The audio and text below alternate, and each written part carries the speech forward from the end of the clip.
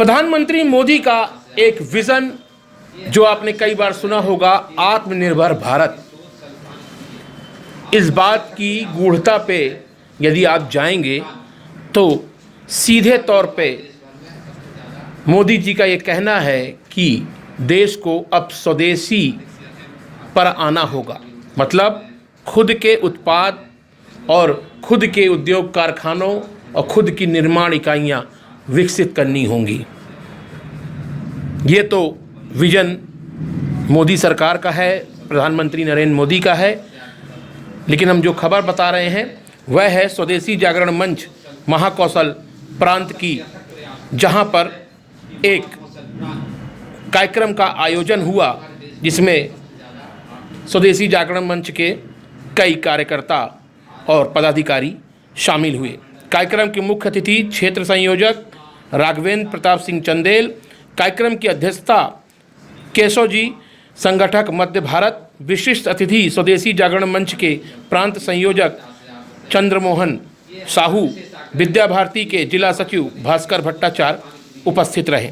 कार्यक्रम में प्रांत कार्यकारिणी के रघुवंश पांडे, कमल शर्मा, महिला प्रांत प्रमुख सह संयोजक श्रीमती राजकुमारी शुक्ला, विभाग संयोजक राकेश तिवारी, सह संयोजक ज्ञानेंद्र मिश्रा, जिला संयोजक अरुण भारती, सह संयोजक अंबुज सिंह विशेष रूप से उपस्थित रहे। कार्यक्रम का संचालक विभाग संयोजक राकेश तिवारी ने किया। मुख्य अतिथि क्षेत्र संयोजक राघवेंद्र प्रताप सिंह चंदेल ने कहा कि वर्तमान समय में स्वदेशी विचारधारा आर्थिक, सामाजिक एवं राष्ट्रीय दृष्टिकोण से समय की मांग है। हमारी उपभोग की वृद्धि अगर स्वदेशी हो जाए तो भारत की अर्थव्यवस्था का कायाकल्प हो सकता है। संगठन के केशव जी ने स्वदेशी जागरण की पृष्ठभूमि एवं स्थापना का इतिहास बताया। उन्होंने कहा, स्वतंत्रता प्राप्ति के पहले से ही भारत में स्वदेशी जागरण का कार्यक्रम अनवरत रूप से चलता रहा। वर्तमान समय में कोरोना वायरस की महामारी के बीच हमारी स्वदेशी सोच ने भोजन, उपकरण, औषधि निर्माण के क्षेत्र में भारत की विदेशों पर निर्भरता कम हुई है, जिसकी वजह से धीरे धीरे भारत अब आर्थिक रूप से समृद्ध होता जा रहा है।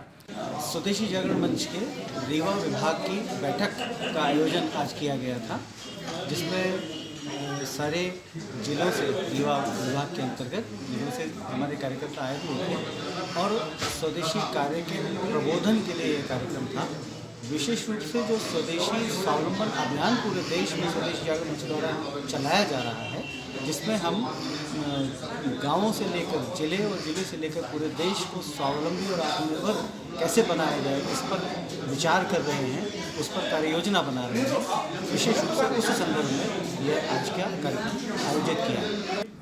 निश्चित रूप से इस कार्यक्रम के दौरान एक बात तो स्पष्ट रूप से सामने आती है कि यदि स्वदेशी तरीके से हम हर क्षेत्र में जो आम जनजीवन से संबंधित है, अगर उस पर काम करेंगे, उस पर शोध करेंगे और उस पर आगे बढ़ेंगे तो निश्चित रूप से मोदी जी का आत्मनिर्भर भारत का जो एक सपना है वो पूरा होगा। स्वदेशी जागरण मंच ने अपना उद्देश्य यही बताया है। हम लोगों के बीच जाकर इसी बात का जन जागरण करना चाहते हैं कि लोग अब स्वदेशी पे सामने आ जाएं। न्यूज अब तक की विशेष रिपोर्ट। मैं न्यूज अब तक से वरुण शर्मा।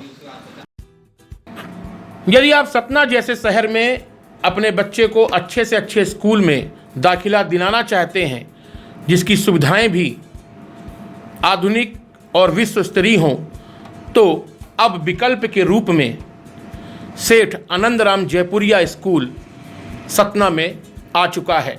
हालांकि इसको आए 1 वर्ष हो चुके हैं, लेकिन कोरोना काल के कारण अस्तित्व में अब सेठ आनंदराम जयपुरिया स्कूल सतना आ चुका है। हम बता दें कि भरूच नगर में यह स्कूल स्थित है और सेठ आनंदराम जयपुरिया स्कूल एक स्कूलिंग की बड़ी चेन है, जिसको कई इंटरनेशनल अवार्ड और नेशनल अवार्ड भी मिले हैं।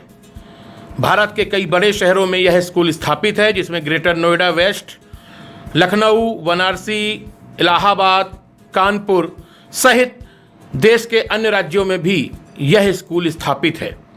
सतना के लिए गर्व की बात है कि अब सतना में भी यह स्कूल स्थापित हो चुका है और वहाँ भी बड़े शहरों की तर्ज पर सुविधाएं उपलब्ध हैं। हम बता दें कि अभी हाल में ही सतना में ऑनलाइन एजुकेशन के लिए दिल्ली की संस्था द्वारा सर्वे में सेठ आनंदराम जयपुरिया स्कूल सतना को नंबर 1 रैंकिंग दी गई है। तो निश्चित रूप से आप देख सकते हैं, वीडियो में हम भी बीच में दिखा भी रहे हैं कि वहाँ पर एडमिशन शुरू हैं और एक ब्रांडेड स्कूल के साथ आप जुड़ सकते हैं और अपने बच्चे को दाखिला दिला सकते हैं।